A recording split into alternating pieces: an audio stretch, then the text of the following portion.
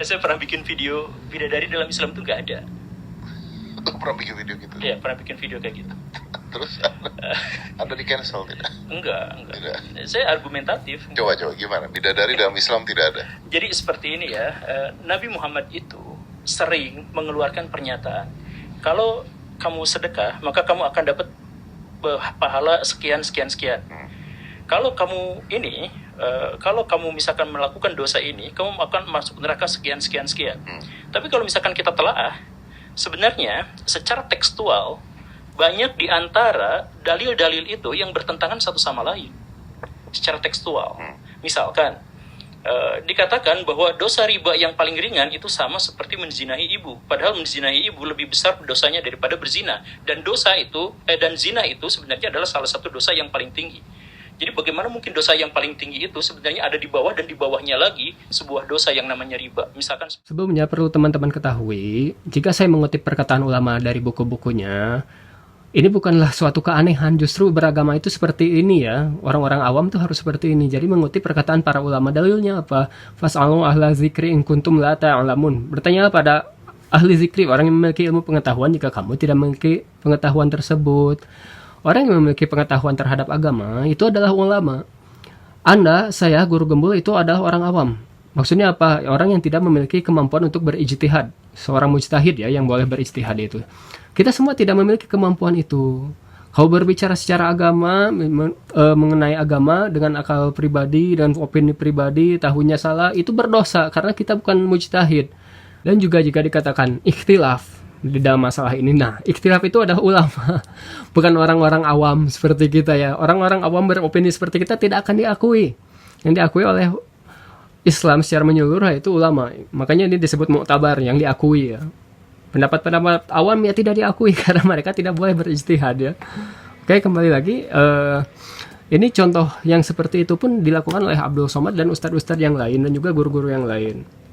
Jika teman-teman terbiasa membaca kitab-kitab, pasti jalan yang dilalui mereka pun seperti ini. Lihat, Ustadz Abdul Somad yang memiliki gelar LCMA, sekarang profesor ya, LCMA. Oh, pendapat Al-Hafiz Ibnu Hajar. Nah, pendapat Imam As-Suyuti, Sub-Qardawi, mau lihat di sini pun sama. Nah, orang yang bergelar LCMA pun ya seperti ini. Nah, Anda yang katakanlah juz 30 hajat saja tidak apa. Beropini sendiri ya, sudah pasti nyasar itu. Oke lah, ulama sudah bisa benar bisa salah, tapi Anda sudah pasti salah gitu. Mengenai pendapatnya bahwa tidak ada bidadari di dalam surga. Katanya Rasulullah menjelaskan ini ke orang ini begini, ke orang ini begini, berbeda-beda karena tingkatan surga yang paling tinggi itu adalah melihat wajah Allah, berinteraksi dengan Allah. Nah, yang pertama dikritiknya adalah satu, dalil bahwa bidadari di dalam surga itu bukan hanya dari Al-Hadis, tapi di dalam Al-Quran pun ada. Ini ada indeks Al-Quran yang mencari kata kunci dari dalam Al-Quran. Nah, di sini ada bidadari ya. Bidadari terdapat pada 10 ayat di dalam Al-Quran, yang nanti bisa teman-teman cek ya, diketik. Nah, di situ dijelaskan di dalam Al-Quran bahwa bidadari itu ada. Kalau misalkan ada pertanyaan, loh, kalau laki-laki mendapat bidadari, perempuan mendapat apa dong? Itu sudah di luar konteks ya sekali lagi. Itu di luar konteks, walaupun akan saya jelaskan bahwa bidadari di dalam Al-Quran salah satunya disebutkan dengan kata hur'in di surat Al-Waqi'ah, di surat At-Tur ya, wa zawwajnahum bihurin 'ain. Hur'in, hur adalah jamak dari haura dan ahwar. Ahwar menjelaskan bahwa itu muzakkar alias untuk menunjukkan laki-laki, sedangkan haura menjelaskan untuk mu'annas, yaitu menunjukkan perempuan. Nah, baik perempuan atau laki-laki di jamaknya sama, hur'in. Nah, jadi in itu artinya kan mata. Jadi kalau misalkan terjemah secara bahasanya yaitu yang memiliki mata yang cantik jelita gitu ya, yang indah, yang cantik jelita. Nah, karena bahasa Arab itu baik laki-laki atau perempuan di jamaknya kepada hur, tapi di Indonesia tidak ditemukan kata-kata yang tepat untuk seperti itu. Makanya di kata-kata yang mendekati itu adalah bidadari, sedangkan bidadari adalah untuk menunjukkan feminis, yaitu perempuan ya. Nah, secara zahir bahwa guru gembul itu di situ menafikan adanya bidadari, karena setelah menjelaskan itu kepada Deddy Corbuzier tidak ada penjelasan, wah sebenarnya bidadari itu ada, tapi itu berbentuk majas, bukan, tidak ada penjelasan seperti itu. Maka secara zahir Guru Gembul dikatakan menafikan adanya bidadari di dalam surga ya. Nah, ini berkonsekuensi apa? Berkonsekuensi bertentangan dengan 10 ayat Al-Quran tadi ya. Konsekuensinya itu. Dan kritik yang kedua yaitu di situ menjelaskan bahwa ini bertentangan, yang satu dijelaskannya bidadari, yang satu kenikmatan yang lain, sedangkan kenikmatan tertinggi di surga itu tidak ada apa-apanya dengan selain melihat Allah atau berinteraksi secara intim kepada Allah.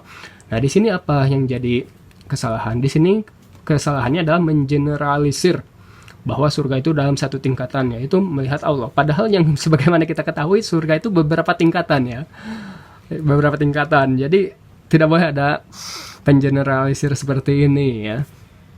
Dan sekali lagi, karena itu pendapat pribadi, bisa dibantahkannya apa? Dengan pendapat para ulama. Nah, yang lebih kompeten dibandingkan Guru Gembul ya pasti ulama. Dibanding saya ya pasti ulama. Ulama memiliki kompetensi di dalam bidang agama. Anda kalau misalkan melihat kitab-kitab tafsir yang muktabar, tidak akan ada perbedaan pendapat bahwa mereka menisbatkan adanya bidadari di dalam surga. Jadi kalau misalkan Guru Gembul menafikan adanya bidadari, berarti sudah bertentangan satu dengan ayat Al-Quran dan juga dengan ijma' ulama. Hati-hati ya. Mengenai permasalahan yang kedua, dia pun bingung mengenai bidadari kan atas dasar yang sama ya. Contohnya seperti yang tadi, dosa riba dan dosa zina. Dosa riba yang paling rendah itu seperti menzinahi ibu sendiri. Bagaimana mungkin? Karena dia berpikir bahwa dosa zina itu lebih tinggi dibanding dosa riba. Jadi ini bertolak belakang loh. Bagaimana bisa yang dosa kecil memiliki dosa yang paling rendah itu dosa yang tinggi. Dibahas di kitab Al-Kabair Imam Az-Zahabi. Di sini dijelaskan dosa-dosa besar apa saja. Saya dilihat di sini. Dosa memakan riba ada di urutan 7, sedangkan dosa berzina ada di urutan ke-12. Kalau misalkan dikatakan, wah itu mah cuma penafsiran ulama, praduga lah.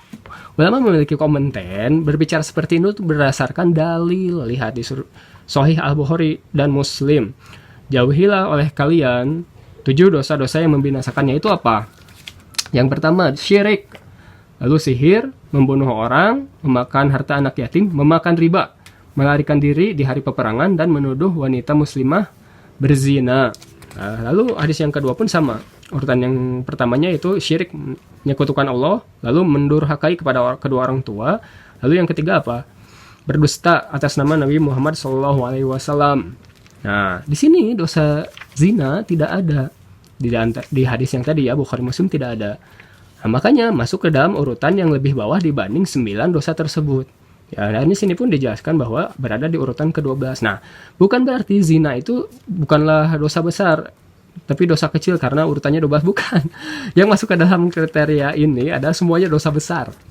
Ya, hanya saja ada kriteria mana yang lebih besarnya. Zina ada di urutan ke-12 dibanding memakan riba yang ada di urutan ke-7. Jadi kalau misalkan pemahamannya seperti itu, tidak ada yang bertentangan, Guru Gembul ya. Guru Gembul bisa berkesimpulan bahwa dosa zina lebih besar dibanding dosa riba, itu pasti karena satu, saya yakin, karena dosa zina itu ada hukumannya di dunia, yaitu dirajam, dirojam kalau bahasa Arab. Dirojam yaitu dilempari batu hingga meninggal. Kalau misalkan yang berzinanya itu yang sudah berkeluarga. Sedangkan yang belum berkeluarga itu dicambuk atau diasingkan. Nah, itu dosanya besar ya, karena sampai dihukum mati. Sedangkan dosa riba tidak ada dicantumkan di dalam Al-Quran dan hadis. Nah, sedangkan menurut ulama, menurut Az-Zahabi, dosa besar itu definisinya itu perbuatan dosa yang memiliki hukuman had di dunia, betul, seperti membunuh, berzina, dan mencuri. Nah, ada definisi yang lain, atau melakukan perbuatan yang diancam dengan azab di akhirat, atau akan dimurkai, dicela, dan dilaknat melalui lisan Nabi kita. Jadi yang dilaknat di akhirat, diancam dengan di akhirat akan begini, itu dosa besar. Nah, sedangkan dosa riba, walaupun tidak ada secara tekstual hukuman di dunianya harus dibagaimanakan, masuk ke hukuman takzir ya itu. Tapi di akhirat ada ancamannya, karena dianggap seperti memusuhi, memerangi Allah dan Rasulnya. Nauzubillah min zalik.